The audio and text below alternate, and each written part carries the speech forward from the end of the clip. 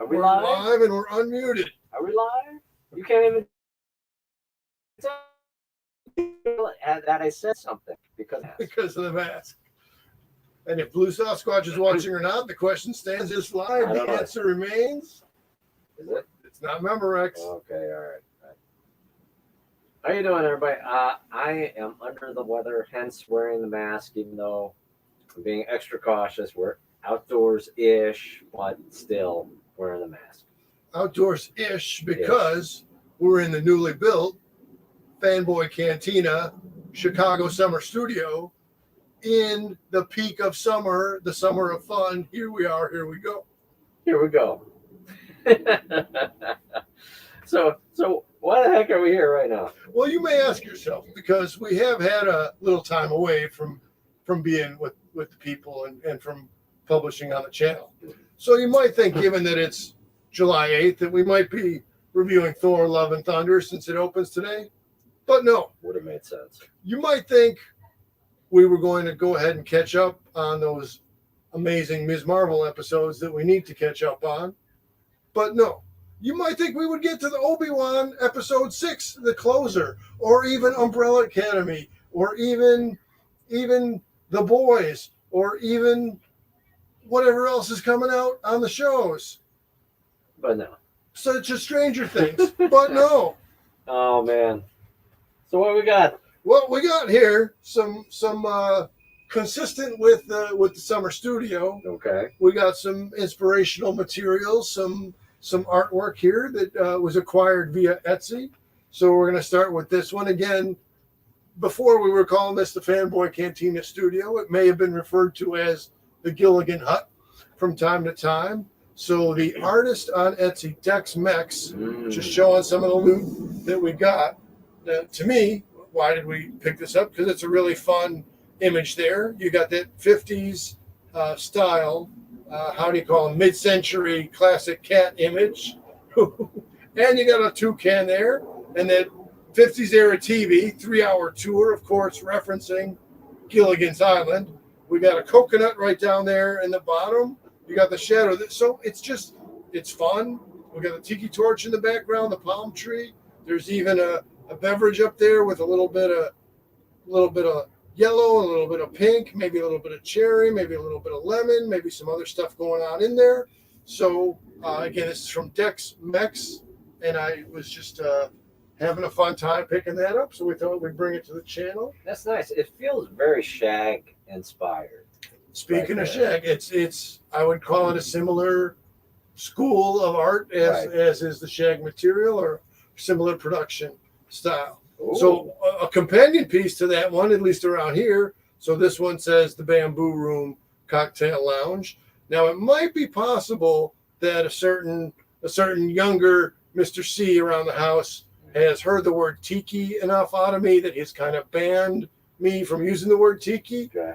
So then comes in handy to be able to say bamboo instead of saying tiki. So again, fitting that behind us we can see some reed style material, which is not quite bamboo. The other wall just off to the side there is all bamboo. So it's kind of neat to have the Bamboo Room. And again, here's a fun parrot. The parrot's hanging out. Maybe that's a little referential of parrots in general. Maybe it's a little bit referential of the Tiki Room compliments of the Disney people. But those two pieces, the 3-hour tour and this one right here, I really like having the two of them together. We'll remember from the 3-hour tour image, which we saw just a minute ago, that 50 style atomic kind of a cat. So here's another piece that I picked up off of Dex Mex. G, any comments, any thoughts on the UFO and the cat with the space? Well, I really like the color here. I really like the design. It's simple. It's slightly understated, and it delivers the goods really nicely. It's a nice. I'm also liking the quality of the paper stock and just sort of like the built-in matting kind of that you have here. So easy to put in a frame. Well, actually, this is like 13 by 19. So it's an odd size. It looks like it's going to be hard to. You can't just go to Target and buy a frame for this. Is like a custom job Well, stay tuned. The frames have yet to get selected, but maybe that'll be something we'll revisit and come. Which frames got utilized. I'll take a palette cleanser here between the Dex Mex art and the Doug Horne art. So again, around here, big fans of Creature of the Black Lagoon. So my recently acquired autographed picture of Mr. Rico Browning, again, trying to dance around the glare, carrying the helmet of that wonderfully designed, again, 50s pieces. It didn't occur to me till a minute ago, 50s style art with a 50s style movie. So here's Browning as Creature of the Black Lagoon. So now if I, again, use that as the palette cleanser to move on to our next featured artist, Doug Horne. And again, the Dex Mex material is available on Etsy, as is this. So here's the creature at some kind of undersea tavern. Maybe it's an undersea tiki lounge or bamboo room, if you will. We can see we got either some kraken or squid or octopus tentacle in the work there, putting the drink together, holding the umbrella. See, again, the whole backwards image thing we have here, the puffer fish. Let's close in on the puffer fish. He's not looking too happy, that puffer fish, but we can see just under him is the signature for Doug Horne. And again, just the idea of the creature hanging out at a bar, and we have the Japanese style fishing floats that were traditionally used to keep fish nets afloat. The technique was taken from Norwegian fishermen, and brought into Japan. And now for generations, there have been Japanese glass ball artists who will put this together, and clearly stateside used as decoration for tiki or bamboo lounges or drinking spots. I did not know that. Well, there you, I've been doing some research. Let's get a little zoom in on the seahorse. Also, who doesn't look quite as discontent as the pufferfish. I'll say the pufferfish has a good reason to look not so happy, though. I mean, I don't have a story on him, but you know, that's another thing that ends up as a piece of decoration is a pufferfish light. And you know, maybe a taxidermy done in a respectful context as a tribute to the animal when it was at the height of its powers.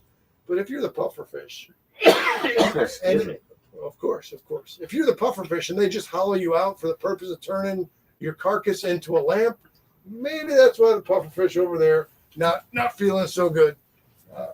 All right, moving on to our next piece. Let me come right here. Again, this Doug Horne material, just the assembly, the mashup of the images. We're looking at classic horror images combined with tiki lounge kind of material. Again, the glass ball float is featured. Now, if we can get a good look at this bat here. So the character himself is Nosferatu. And then we can see the bat with the fez hat hanging upside down. Clearly a tiki mug. We got various fruit in there, most likely a slice of orange. We got the purple umbrella again. And again, just the intricate line work on the bamboo of the bar there. So again, the color work is really good stuff. I had to have this one as well. Interesting that with the other artists to this one, that there would also be some purple themed choice of color. Gee, any comments on Nosferatu drinking from his tiki mug with the bat hanging upside down? I think it's impressive that you found like an artist that fits within the style of this place and your interest in you've combined that bar, the tropical bar aspect, tropical bar motif with the horror genre. That's quite nice. Keeps me off the street surfing the net. Yeah. It does. No, the quality of the art is really amazing here. Yeah, and again, as you're saying, the quality of the paper is also good, and just the ink, the quality of the ink is also pretty neat. So here we have this guy. Maybe he didn't get out past closing time. Maybe he should have left prior to closing time. But we can see the shackles around his neck, again, glowing from that glass ball decorative fish light there. Again, featuring a tiki mug well within his clutches. As we can see, a skull, and I'm going to say that's a rat, not so much of a mouse. But again, I plain and simple, I really like the way that this looked, and so I had to order it. Very nice. All right. Our next viewing is a Oh my goodness. little bit like now this one. Okay, again, but it's a mummy, and it's definitely a Boris Karloff rendition, Boris Karloff influence, right down to the wrinkles around his face. So similar to in the role of Frankenstein, Karloff removed his dentures to have a sunken look in his cheeks and in his jowls. So that similar kind of facial structure is present here with Karloff as the mummy. But the mashup between the Egyptian influences and we'll say the Tiki influences or the Polynesian influences. So the clearly conventionally mummy wraps don't have these exact markings on them, but right here they are right here. So now here we go, a mashup of canopic jar and Tiki mug. And as we had referenced in the earlier piece, the fez hat on the vampire bat. So now we have a beetle with a fez hat.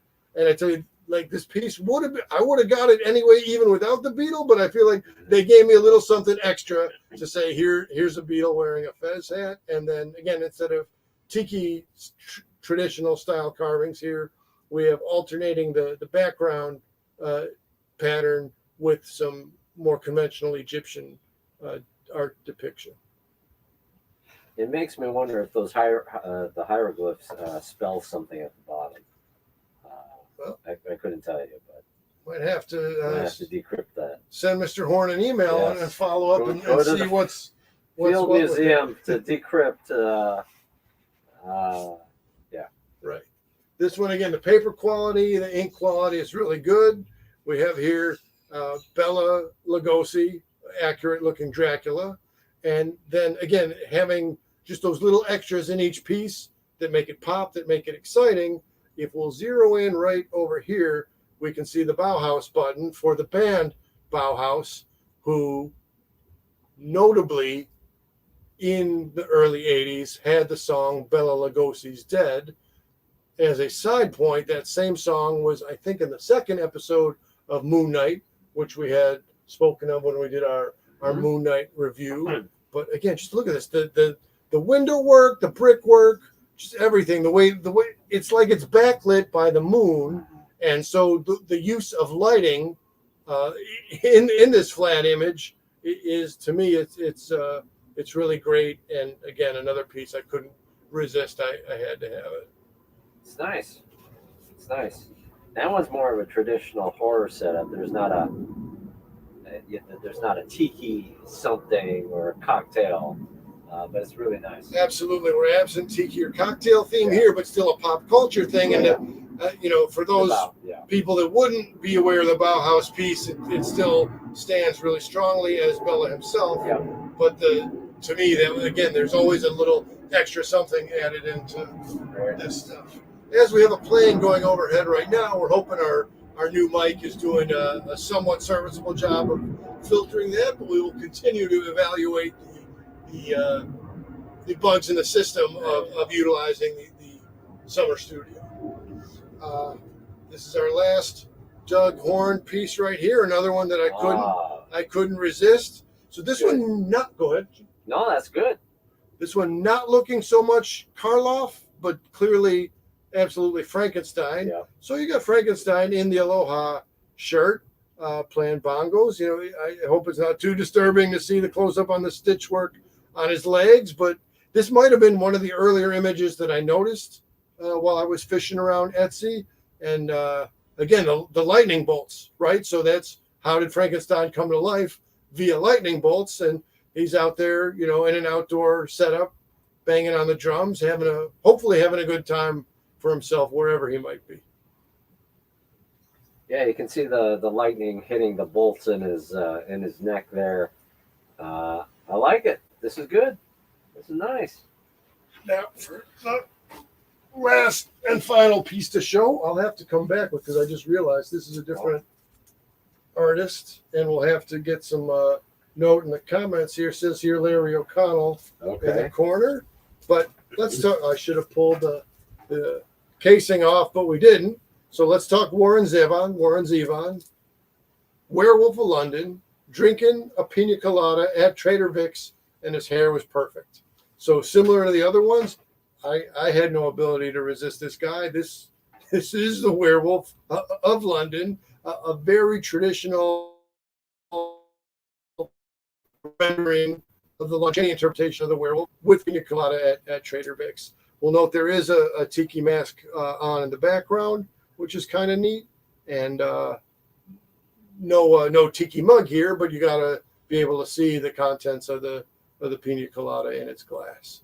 So that one's just perfect. That one's like the total. Yeah, you could put it again. It's like it's in the total package. It's telling a story. It's got the pop culture reference, and it looks good. It's a great design. Like, I got to figure, of all the people who have listened to the song "Werewolf of London," a select few took that as inspiration to, other than sing along with it, right, to do anything. So absolutely a well interpreted and excellent use of converting the musical art into a visual art. And I was just looking on Etsy. So that is Larry O'Connell and Dawn I assume O'Connell is just cut off there. And the name of their shop is Fanboy Museum Art. I couldn't have said that. So the Fanboy Cantina brings to you material from the Fanboy Museum. No formal affiliation between this channel and that art studio, but hey, that's kind of neat that the overlap of the name of Fanboy would come into play. I mean, there's some really, really fun other things. Like there's this of the Dirty Dancing, but with Frankenstein and Bride. That's very cool. Yeah. That's very cool. I think that I haven't looked at all the pieces here, but I think that was probably the best of the lot. Talk about excellent use of the mashup. Yeah. Earlier, we're looking at mashup of classic horror and tiki, and there we have mashup of cinema 80s and classic horror in a really fun way. So that's what we're trying to do here, is have a fun summer around the Fanboy Cantina in our day-to-day comings and goings. And so we just wanted to come out and hang out tonight and show people some of that same theme and some of that same interpretation. Yes. No, this was fun. Thanks for the show and tell here. That was very cool. All right. Well, eventually, I guess we're going to talk about like the normal stuff that we talk about on this thing. We'll be owing ourselves and our viewers a little bit of conversation on Thor, Love and Thunder, a little bit of, as we mentioned earlier, a little bit of conversation on Ms. Marvel, and Obi-Wan and all the rest. Sounds good. We'll be back. All right. Well, thanks for watching, everybody. And if you're watching later, post in the comments. We'll also have in the comments links to the various artists here. So we'll do that right away. All right. Thanks for watching, everybody. This has been another episode from the summer studio of the Fanboy Cantina. Over now.